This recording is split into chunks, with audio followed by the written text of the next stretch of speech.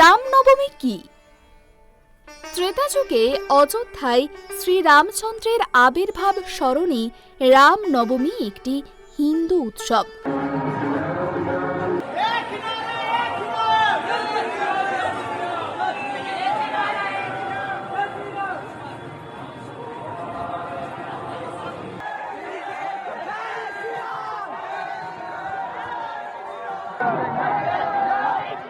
বৈদিক শাস্ত্রে বলা হয়েছে যে ভগবান কৃষ্ণ বা ভগবান বিষ্ণু রামচন্দ্র নামে পরিচিত প্রিয় অবতার হিসাবে আবির্ভূত হয়েছিলেন। বিভিন্ন লীলা পালন করেছিলেন যা সংস্কৃতি, বীরত্ব, নীতি, সুশাসন, নম্রতা এবং ত্যাগের উদাহরণ দেয়।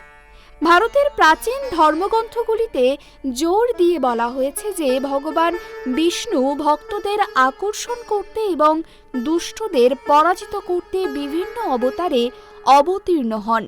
তার কার্যকলাপ যা লীলা নামে পরিচিত, তার প্রিয় ভক্তদের দ্বারা শ্রদ্ধা উদযাপিত এবং চিন্তা করা হয়। ভগবান বিষ্ণুর রাম অবতার সারা দেশে তাঁর শিক্ষা ছড়িয়ে দেওয়ার জন্য এই ধরনের ঐশ্বরিক লীলা দ্বারা চিহ্নিত।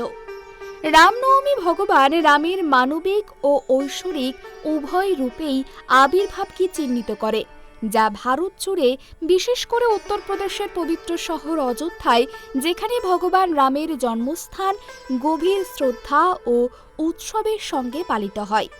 রামনবমীর পূর্বে হিন্দুরা চৈত্র নবরাত্রিতে 9 দিনের উপবাস পালন করেন।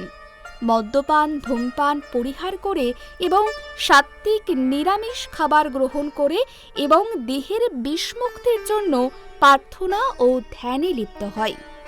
নবম এবং শেষ দিনে অযোধ্যা এবং ভারতের অন্যান্য শহরগুলি প্রার্থনা ও উৎসবে নিমজ্জিত হয়ে একটি উজ্জ্বল কোণের মতো নিজেদের সাজায়।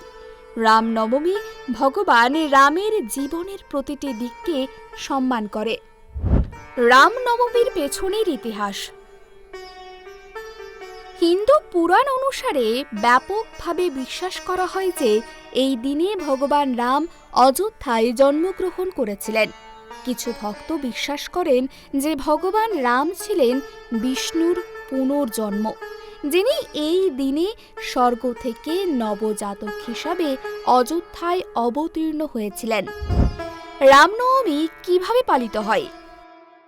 রামনবমী ভক্তদের বাড়িতে অথবা ভগবান রামের প্রতি উৎসর্গকৃত ধর্মীয় স্থানে ভজন এবং কীর্তনের আয়োজন করা হয়। এই দিনে লোকেরা সাধারণত মন্দিরে আশীর্বাদ পেতে যান।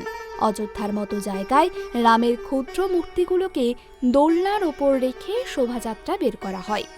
বেশিরভাগ মন্দিরে হবন আয়োজন করা হয়, আগুনের একটি ধর্মীয় অনুষ্ঠান যার লক্ষ্য মন, শরীর ও আত্মাকে পবিত্র করা। পুরোহিতরা প্রসাদ আকারে ভক্তদের মিষ্টি এবং ফল বিতরণ করেন। সাধারণত ভক্তরা মধ্যরাত পর্যন্ত পুরো দিন উপবাস পালন করেন।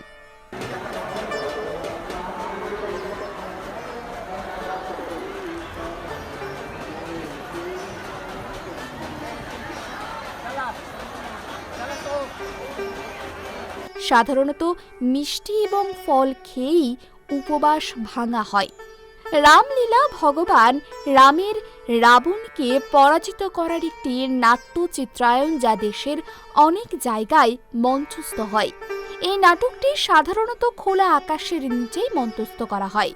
যদিও এই উৎসবটি সারা দেশে পালিত হয়, তবে প্রধান উদযাপনগুলি অযোধ্যা, ভদ্রচলম, রামেশ্বরম এবং সীতামারিতে অনুষ্ঠিত হয়। ভগবান রাম ছাড়াও সীতা, লক্ষ্মণ এবং হনুমানের দেবতাদেরও এই দিন পুজো করা হয়।